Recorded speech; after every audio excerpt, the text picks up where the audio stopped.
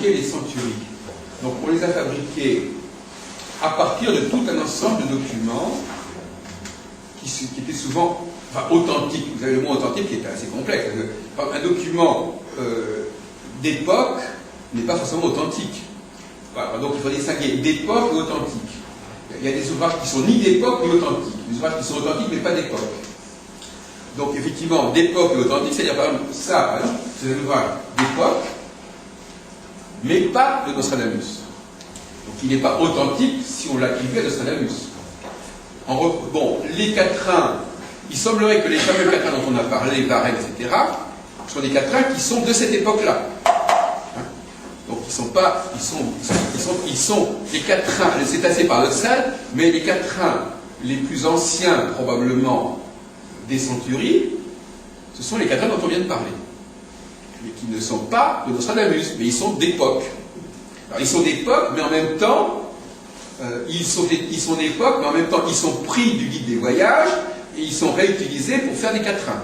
Donc c'est encore plus compliqué, donc ils sont d'époque, mais ils sont quand même un plagiat par rapport au guide de voyage. Mais c'est d'époque. C'est-à-dire qu'on a tout ce que je vous ai dit jusqu'à aujourd'hui, c'est bien de Nostradamus, c'est bien d'époque. Le guide des voyages est de 1553, donc on est bien à l'époque de Nostradamus, et les quatrains et l'utilisation de ce guide de voyage de 1558, donc quelques années après, est d'époque, et les quatrains qu'on a fait à partir de ce guide des voyages sont également d'époque, mais pas de Nostradamus. En revanche, Nostradamus a fait des quatrains qui sont d'époque, il a fait des quatrains, il a fait des pronostications, mais à la même époque, on a fait d'autres quatrains et d'autres pronostications avec une fausse vignette qui n'est pas la bonne vignette. Et malheureusement, entre guillemets, quand on a voulu faire du vrai faux Nostradamus, on a mélangé tout ce qui était paru à cette époque-là, sans savoir distinguer entre les vrais Nostradamus, les faux Nostradamus. Du moment qu'il y avait des gens qui avaient écrit sous le nom de Nostradamus, vous comprenez bien que 30 ans plus tard, les gens ne savaient plus déjà distinguer entre les vraies et les fausses éditions de Nostradamus, quand dans les deux cas, c'était marqué par Nostradamus. Donc, ils n'avaient plus les compétences qui leur permettaient de distinguer.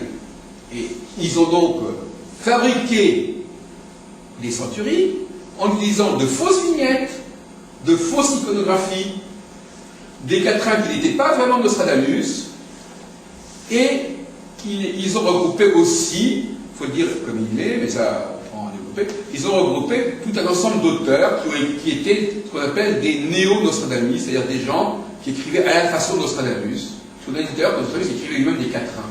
Donc les successeurs de Nostradamus, parce que Nostradamus, il y a eu des successeurs, Nostradamus le Jeune, par exemple, des gens qui se revendiquaient de son héritage et qui donc faisaient du Nostradamus. Alors ça, c'était des gens qui n'étaient pas... C'est encore une autre catégorie de population qui est assez étonnante. Ce ne sont pas des adversaires de Nostradamus, ce ne sont pas des gens qui font du faux Nostradamus, mais c'est des gens qui font du nouveau Nostradamus. En disant, voilà, je suis le nouveau Nostradamus, donc je fais Nostradamus. Donc il y avait plusieurs populations comme ça. Les successeurs de Nostradamus faisaient du Nostradamus à leur façon. Les adversaires de Nostradamus faisaient aussi du faux Nostradamus pour l'embêter. Ceux qui voulaient vendre du faux Nostradamus faisaient aussi du Nostradamus. Donc il y a toute une série de populations qui ont produit des quatrains, chacun pour des motivations diverses. Ça pensait un peu à l'assassinat de Laurent Express de Agatha Christie, c'est-à-dire que chacun y va de sa propre manipulation. Il y a les faux héritiers, il y a les adversaires, il y a tous ces gens-là gravitent autour de Nostradamus, produisent du Nostradamus, et à un moment donné, on va regrouper tous ces gens-là indifféremment et indistinctement sous le label Nostradamus, et voilà, tout ça. Si on ajoute à cela ceux qui prétendent parler au nom Nostradamus, qui font parler Nostradamus, qui le mettent au service de tel groupe ou tel autre groupe, là on a le portrait complet. C'est-à-dire qu'effectivement, à ce moment-là, on a encore des choses qui dépassent complètement Nostradamus, c'est-à-dire des adversaires qui, par la suite, des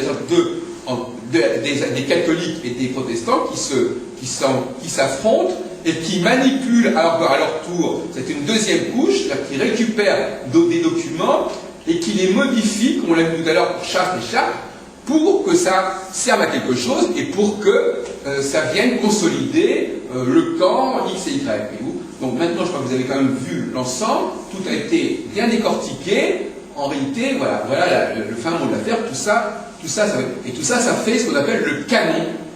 Le canon. Comme on dit, le canon biblique. C'est-à-dire qu'on pourrait regarder la Bible et on trouverait des choses assez du même ordre, entre parenthèses. Hein. C'est l'actualité, ce que vous nous dites là. Depuis 500 ans, ça n'a pas changé.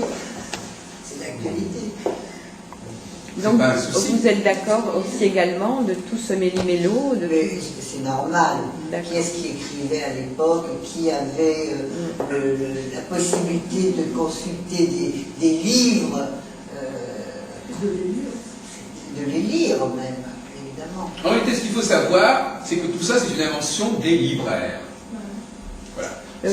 Attendez une seconde, vous permettez que je termine ma phrase, s'il vous plaît? Alors, c'est une invention des libraires. Non, mais écoutez, chaque chose en son temps. C'est une invention des libraires, et ce sont les libraires qui avaient rassemblé toute une littérature.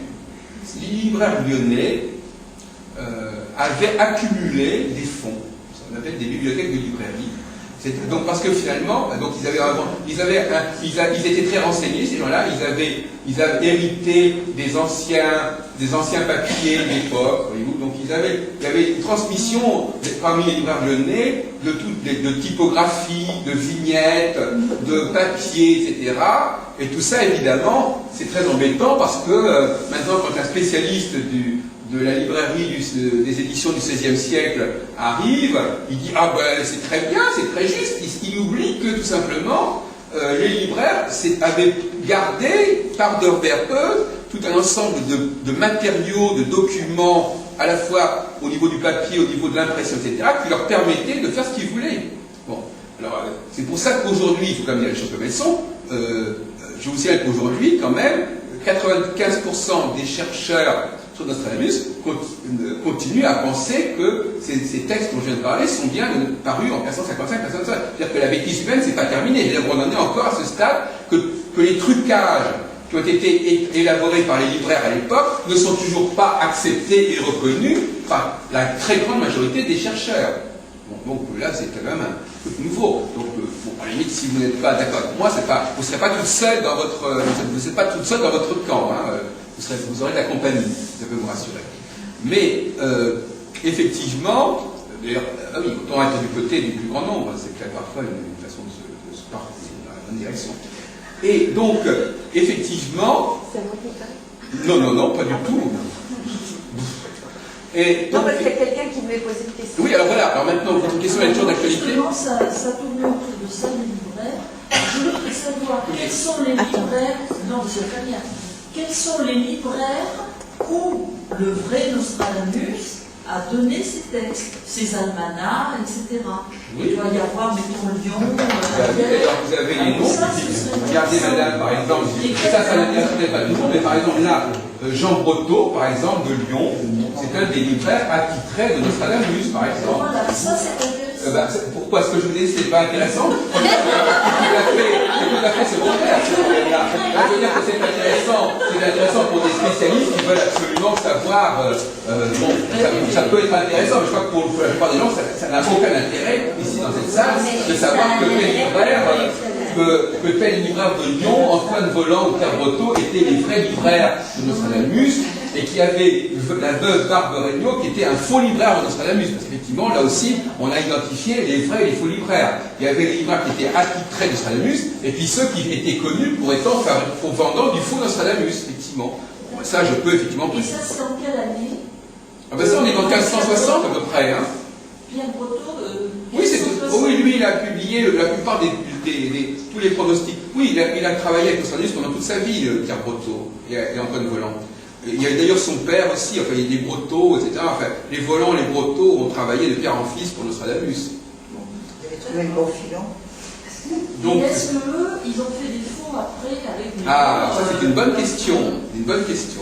Alors effectivement, si on va parler maintenant de tout ce qui se passe dans le monde des libraires lyonnais, on a notamment la fameuse famille des Rigaud. Benoît Rigaud, Pierre Rigaud, qu'on considère actuellement, mais à tort, comme étant les libraires attitrés de Nostradamus. Bon. Alors, les Rigaud sont, je veux vous dire très clairement, les Rigaud, ils se sont transmis sur plusieurs générations, alors les Rigaud. Hein. Benoît Rigaud, après Pierre Rigaud, etc. On les voit sur un siècle facilement, les Rigaud. Et alors, effectivement, donc, dans ces familles Rigaud, il y a d'autres libraires que je pourrais vous signaler, etc., ont conservé pendant des générations les documents, les ouvrages, etc., voyez-vous. Et donc, par conséquent, il n'y avait aucune difficulté à faire du faux ancien. On utilisait, et c'est pour ça qu'aujourd'hui, c'est un petit peu pathétique. Quelqu'un qui vient vous dire, mais voyez-vous, telle édition que vous considérez comme fausse, mais on retrouve les mêmes motifs dans une autre édition authentique, sur un autre sujet, chez un autre auteur, donc ça prouve que ce n'est pas une fausse édition. Alors qu'en réalité, on voit bien que justement, c'est exactement ce qui s'est passé. On prend, quand on a, par exemple, tout à l'heure, je disais, on a attribué à Massé Bonhomme telle édition. Massé Bonhomme, voilà. Alors ça, c'est le type même du... Alors ça, c'est encore plus comique, pour répondre à la question de madame. Massé Bonhomme, c'est le type même du faux libraire, du faux vrai libraire. Hein, c'est-à-dire que c'est un libraire qui a bien existé, mais qui n'a rien publié, qui n'a jamais rien publié de Nostradamus. Donc c'est encore une catégorie encore. Donc il y a des libraires qui n'ont jamais publié du Nostradamus, mais que par la suite, on va leur mettre, comme on a des polices de caractère et des lettrines de ce libraire qui n'a pas mis Nostradamus, on dit, bon, on va lui attribuer, puisqu'on a tout le matériel qu'il faut pour ça, eh ben, on va l'attribuer à ce libraire qui a le matériel, dont on a encore le matériel, comme ça on va faire un très beau faux Nostradamus. Donc le choix du libraire, il est conditionné tout simplement par le fait qu'on a les matériaux nécessaires de ce libraire. Et effectivement, puisqu'on a, par exemple, Massé Bonhomme, c'est un très grand libraire lyonnais, donc il y avait des tas de choses qu'on avait de Massé Bonhomme, il avait publié des centaines et des centaines d'ouvrages. C'était pas compliqué de faire du faux Massé Bonhomme Nostradamus à partir des éditions sur d'autres sujets qu'il avait publiés, etc. Voyez-vous, c'est comme ça que ça se transmet par le canal des bibliothèques. Et entre parenthèses, les bibliothèques sont un excellent moyen de faire des faux. Hein, c'est ça, voyez-vous, la bibliothèque sert à faire des faux. La conservation des documents sert à faire du faux ancien, puisque vous avez les documents d'époque. Vous dites, tiens, je vais faire un ouvrage, par exemple aujourd'hui, vous voudriez faire un ouvrage publié, soi-disant, en 1560, eh bien, vous allez regarder tout ce qui a été publié en 1560 qu'on a conservé, et puis à partir de là, vous fabriquez un faux ouvrage de 1560. Vous pouvez faire aujourd'hui même encore des faux Nostradamus, si vous voulez. Hein. Peut-être le premier papier se posera un petit peu, mais autrement, de toute façon, vous savez, avec Internet, etc., aujourd'hui, on pourra faire de plus en plus de faux. C'est pour ça que le sujet dont je vous parle, c'est un sujet qui devrait vous intéresser, parce que ce problème de la contrefaçon, il se pose de manière absolument aiguë à notre époque. On n'a jamais été plus capable, avec le scanner, avec tout ce qu'on veut, on peut faire des faux, mais merveilleux aujourd'hui, voyez-vous. Et aujourd'hui, par exemple, moi à Paris, par exemple, on peut même faire des fausses rues à Paris. On met des faux pavés, on fait des fausses fontaines, on fait n'importe quoi. Du jour au lendemain, on vous crée un quartier ancien.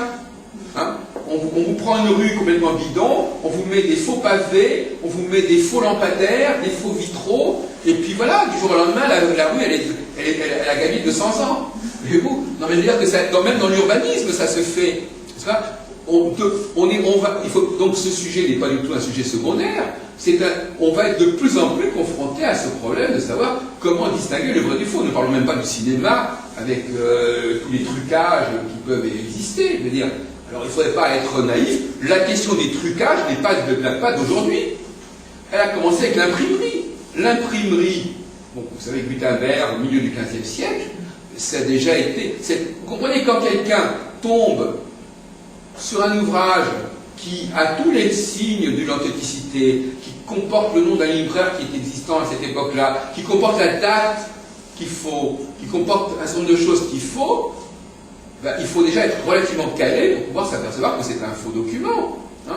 Bon, donc effectivement, ce problème existe aussi. Le Nostradamus, d'ailleurs, entre parenthèses, comme disait très bien Marina, je crois, à la limite, ça ne remet pas en question les centuries.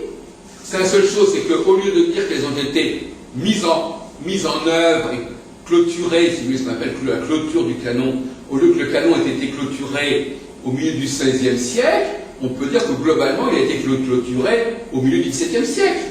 Mais, à partir de, tout à l'heure, je vous donnais le quatrain Varenne, je ne suis pas en train de vous dire que le quatrain concernant Varenne, que veut dire que quand il y a une édition de Sauterelle qui comporte le quatrain Varenne, elle date du XIXe siècle. Il est évident que non. Donc, à un moment donné, ce qui s'est passé, mesdames et messieurs, c'est que il y a eu deux générations de chanturie. Il y a eu une première génération où on inventait des quatrains. Alors, pendant un certain temps, on pouvait inventer des quatrains et mettre des éditions avec des faux quatrains en circulation. Ça a duré à peu près jusqu'à l'époque de la Fronde, c'est-à-dire au début de la jeunesse de Louis XIV. À partir de là, on a clôturé le processus, et ça a donné, à ce moment-là, ça a été la voie libre aux commentateurs. Et les commentateurs ne se sont pas gênés. Les commentateurs, c'est-à-dire les gens disent, alors maintenant on ne touche plus les quatrains, mais on les commente à notre façon pour leur faire dire ce qu'on veut dire. Voyez-vous ce que je veux dire? On est passé d'un stade où l'on a fabriqué des faux quatrains à un stade où on a fait dire aux quatrains ce qu'ils ne disaient pas. C'est une autre façon, c'est une autre forme de contrefaçon, mais ça c'est une contrefaçon qui est admise. C'est-à-dire qu'on commente un quatrain en disant voilà, ce quatrain veut dire que De Gaulle a pris le pouvoir, etc. Veut dire Fontbrune est connu pour ça, etc. Donc effectivement, mais ça c'est une autre époque. Donc on peut dire que depuis à peu près 350 ans, on ne fabrique plus de fausses centuries, ou plus exactement, on réédite les fausses centuries une fois. Bon, on n'en fait pas de nouvelles formes. On a à peu près arrêté de publier des faux quatrains et des fausses centuries, mais on publie, enfin c'est une façon de parler, on publie depuis 1650, on publie des fausses centuries, mais on publie des fausses centuries qui sont anciennes. On n'invente plus de nouvelles fausses centuries. On réédite les fausses centuries d'avant. En revanche, depuis 1650, et donc je vous rappelle que je parle de ce sujet dans un CD, on se contente modestement de faire dire à Nostradamus ce qu'il n'a pas forcément dit. C'est une autre façon de travailler qui existe là. Bon, alors effectivement, de ce côté-là, par exemple, le quatrain Varenne ne dit pas forcément, ne parle pas forcément, on va revenir sur ce quatrain Varenne, bon, parce que là on tombe dans le problème de comment on les interprète aujourd'hui. Le quatrain Varenne parle-t-il réellement comment dirais-je, est-ce qu'il parle véritablement de la fuite de Varenne, ou est-ce qu'il parle de tout à fait autre chose? Bon, en réalité, c'est un quatrain qui est assez insignifiant. Mais, par exemple, il y a le mot moine. Le mot moine. Alors, ce mot moine, qui est dans le quatrain de Varenne, on dit oui, mais le moine, c'est parce que Louis XVI était habillé en gris, enfin, bon, très modestement, pour ne pas se faire remarquer, etc.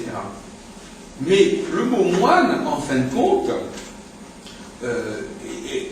fait allusion à la Mayenne, ou au Maine, voyez-vous. Donc là aussi, il y a un problème. Donc, en fin de compte, là aussi, on peut jouer sur les mots. Et surtout, un argument qui est très important, c'est que le Varenne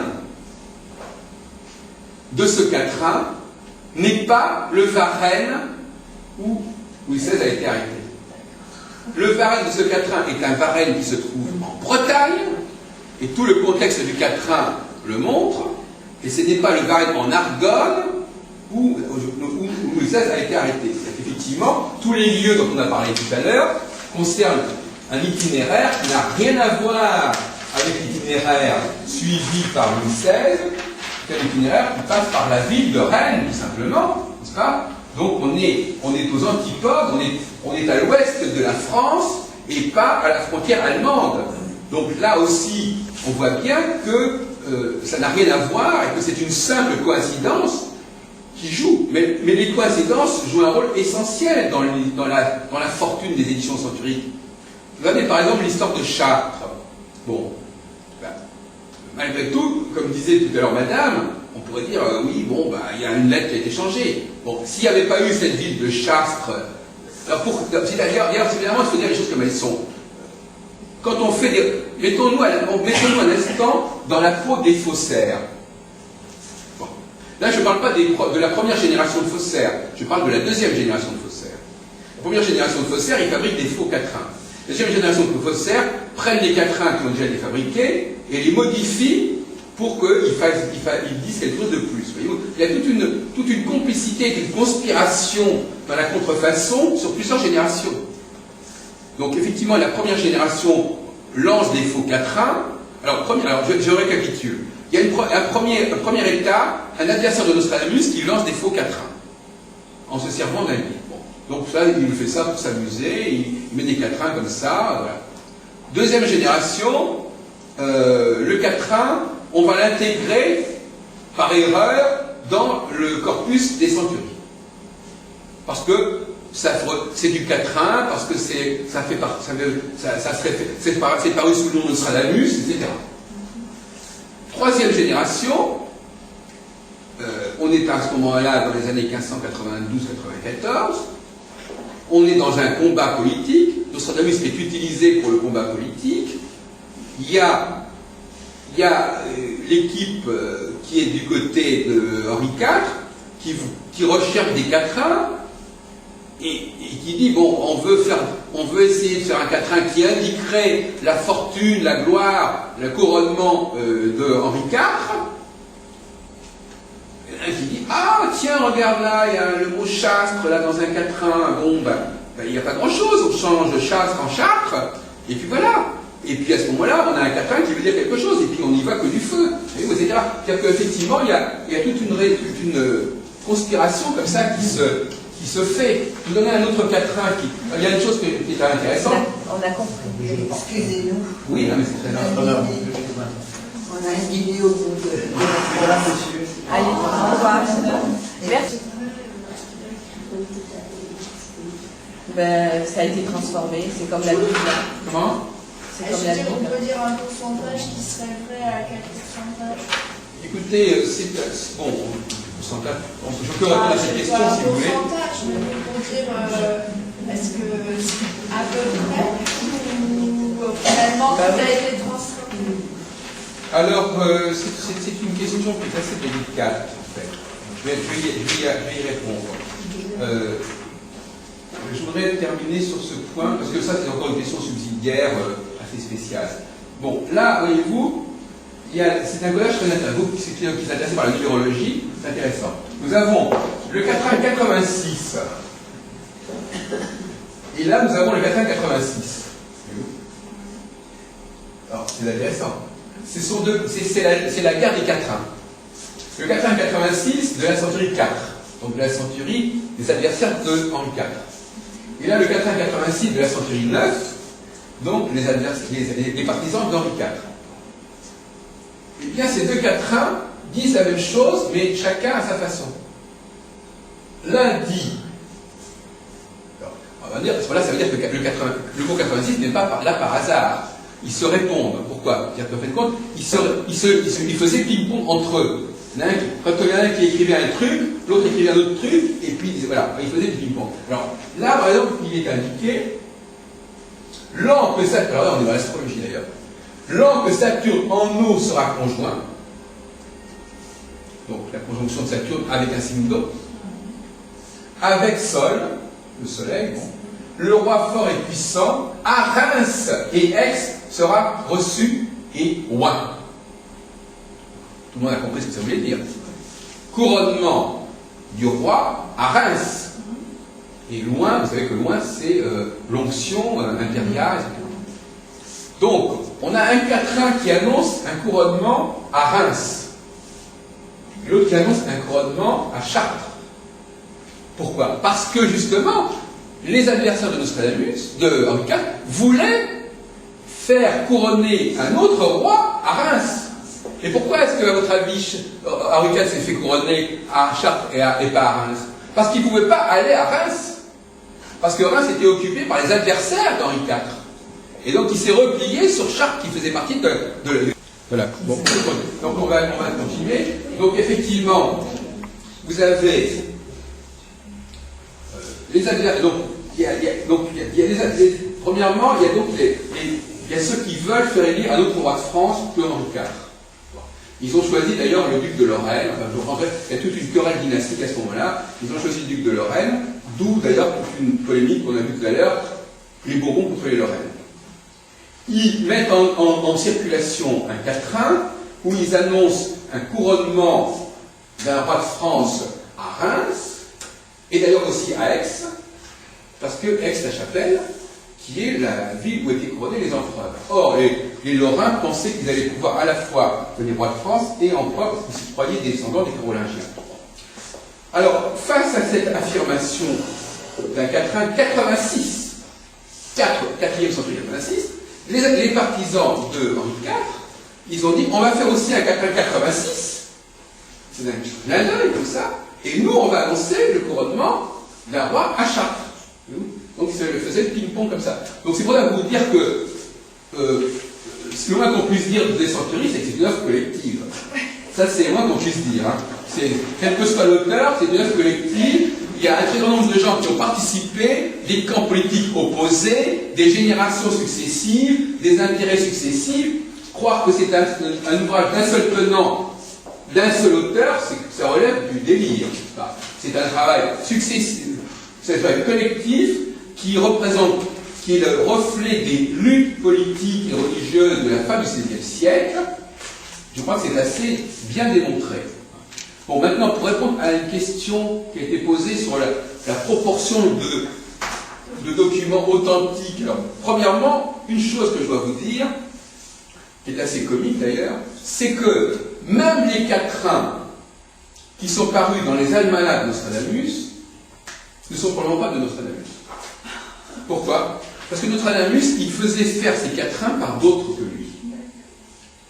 C'est-à-dire qu'en fin de compte, ces quatrains, en fin de compte, c'était des espèces de petites rimes comme ça. Il devait charger un collaborateur, ou bien le libraire qui publiait Nostradamus, charger un collaborateur, disant, mais voilà, écoute, Nostradamus, il a écrit des prévisions, etc. Tu nous prends quelques mots comme ça de ces prévisions, tu les mets en rime, et puis ça fera joli dans le calendrier. Donc en fin de compte, je crois d'ailleurs qu'il y a un texte qui le dit bien, même les quatrains qui sont parus dans les vrais almanachs de Nostradamus ne sont pas de Nostradamus. Et que, ça ne veut pas dire qu'il ignorait, mais il savait très bien lui-même que ce n'était pas lui qui les avait faits. Donc ce sont ces faux quatrains qui n'étaient pas Nostradamus, mais qui étaient des vrais quatrains, puisqu'ils étaient parus dans les vrais almanachs de Nostradamus, et que Nostradamus avait donné sa bénédiction, à moins que le libraire lui ait imposé sa loi. Enfin, il fallait illustrer, parce qu'il y avait une tradition ancienne qui voulait que les calendriers soient illustrés de quatrains. Donc, il faut faire du quatrain, l'auteur en titre ne veut pas faire du quatrain, et bien on va en faire à sa place. Donc déjà, à cette époque-là, je l'ai montré d'ailleurs complètement dans ce volume, là, il y a tout un travail là-dessus, dans cette époque-là, donc même les quatrains qui ont servi, soi-disant, de référence pour fabriquer des faux quatrains, n'étaient même pas eux-mêmes de Nostradamus. Mais c'était une tradition qu'on trouve dans le calendrier des bergers, il y avait une tradition des almanachs qui consistait à faire des quatrains.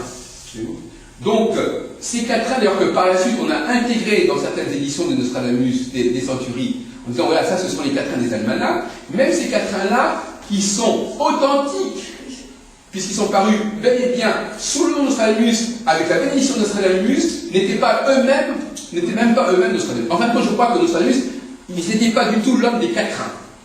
Même dans ses propres almanachs, il ne faisait pas ses propres quatrains. Les autres quatrains qu'on lui attribuait, la seule chose, c'est qu'effectivement, il était connu, ou plus exactement, ceux qui par la suite sont arrivés se sont dit, tiens, Nostradamus qui écrit des quatrains, ben nous on va faire des quatrains. Et là aussi, ils se sont plantés parce qu'ils ont cru que, puisqu'il y avait des quatrains chez Nostradamus, c'était des quatrains, et que c'était le type de Nostradamus, en fait, était un astrologue extrêmement sérieux et consciencieux. Quand on lit ses almanachs, il prend les lunaisons, il étudie les planètes qui sont en aspect dans la lunaison, et il développe. Il fait un astrologue tout à fait traditionnel. Et c'est pourquoi je vous dirais très franchement, et ça sera le mot de la fin, que l'idée de faire des centuries non datées, non organisées, alors que lui, chaque fois qu'il faisait quelque chose, c'était hyper daté, hyper précis, etc., ça n'était pas du tout dans son style. Voyez-vous, c'est même un argument de ce point de vue-là. Le style de Nostradamus, c'était un style où il n'était pas question qu'il dise un seul mot sans qu'il soit daté, sans qu'il soit lié à tel mois, avec telle configuration. Donc là, véritablement, on trahit la mémoire de Nostradamus, du vrai Nostradamus, de Michel Nostradamus, en lui attribuant un mode d'expression qui n'était pas le sien.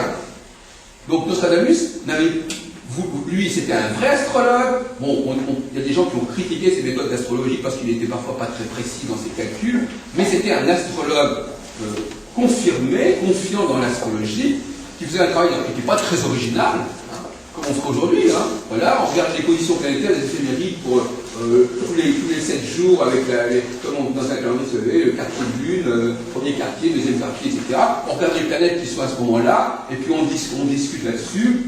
C'est rien d'extraordinaire, hein.